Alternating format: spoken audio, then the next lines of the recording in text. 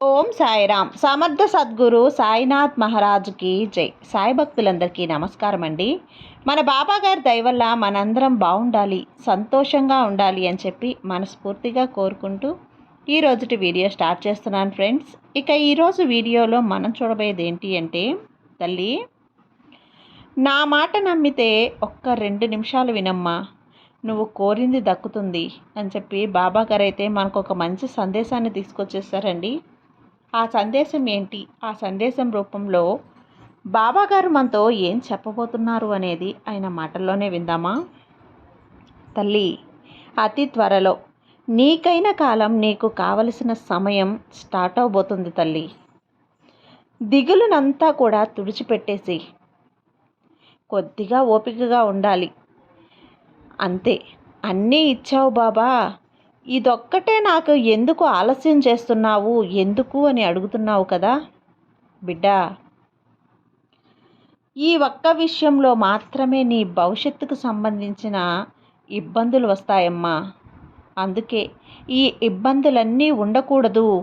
నువ్వు కోరింది నీకు ఇచ్చిన, నువ్వు పూర్తి సంతోషంతో ఉండాలి అనే ఉద్దేశంతోనే నీ బాబాని నేను ఆశపడుతున్నాను. నేను ఏది ఇచ్చినా అందులో ఆనందం ఉండాలే కానీ అసౌకర్యం, కష్టం అనేది నీకు ఉండకూడదు తల్లి. నీ కోరికకు తగ్గ ఇబ్బందులు, వాటి వల్ల ఏర్పడ్డ నీకు నష్టం, అవన్నీ సరిచేసి నీకు కావలసింది పూర్తిగా నీ చేతుల్లో పెడతాను బిడ్డ.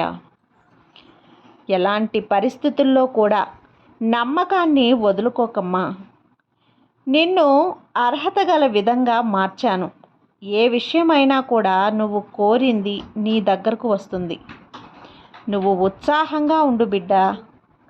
నన్ను నమ్మి ఎవ్వరూ కూడా మోసపోయిందే లేదమ్మా.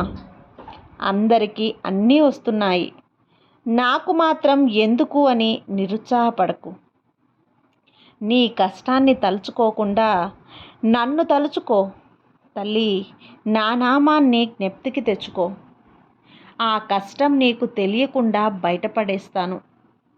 అతి త్వరలో నీకు కావలసింది ఇచ్చి నిన్ను అందనంత ఎత్తుకి శబాష్ అనేలా నిన్ను నిలుపుతానమ్మా. ఓపికగా ఉండు. నువ్వు కోరింది ఒక్కొక్కటిగా తీరుస్తాను. నువ్వు ఏది చేసినా ప్రేమతో, నువ్వు 10 కాలాలు బాగుండేలా చేస్తాను. ఈ ఒక్క విషయం గుర్తుపెట్టుకోమ్మా. నువ్వు వెతికే బంధం నిన్ను వెతుక్కుంటూ వస్తుంది.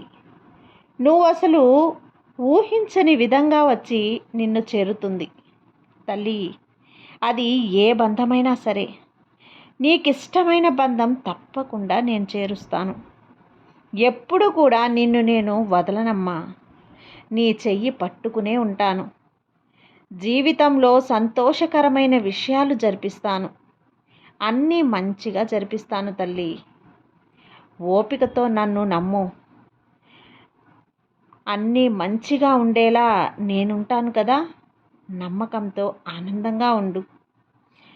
నీ బాబా నీకు అంతా మంచే చేస్తాడు, అన్నీ జరిపిస్తాడు అనే నమ్మకంతో ఉండు.